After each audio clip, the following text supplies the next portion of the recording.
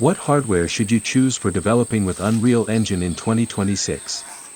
Here are some tips to guide you, with a focus on the major technical features and the impact of certain compromises. Let's go for this quick UE minutes episode. The GPU is the central component for development comfort.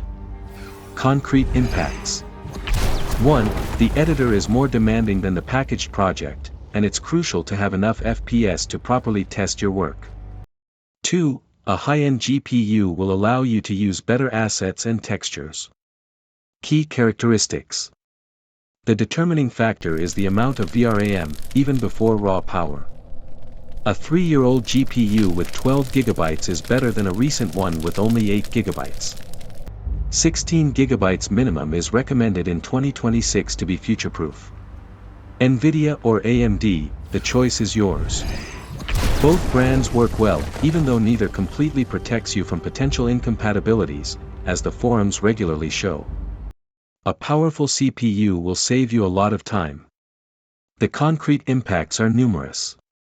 1. Shader compilation, especially on first launch.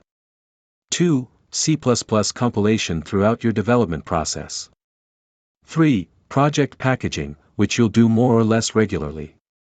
4. The responsiveness of the editor and all tasks such as importing, material compilation, etc. Key characteristics.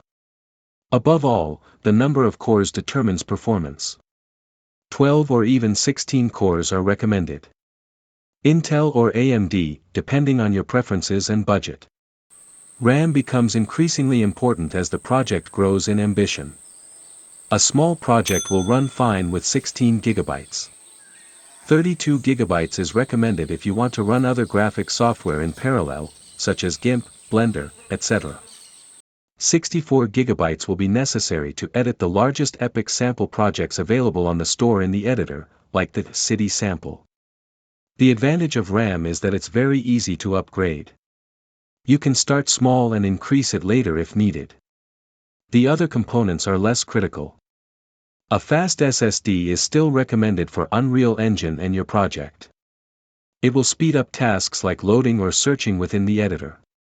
Be careful, if you plan to use multiple versions of Unreal Engine in parallel, the required storage space will grow quickly. This SSD can be complemented by a secondary, larger, slower, and cheaper storage drive. If you enjoyed this video, give it a thumbs up. Consider subscribing to support the channel. And see you in the next video.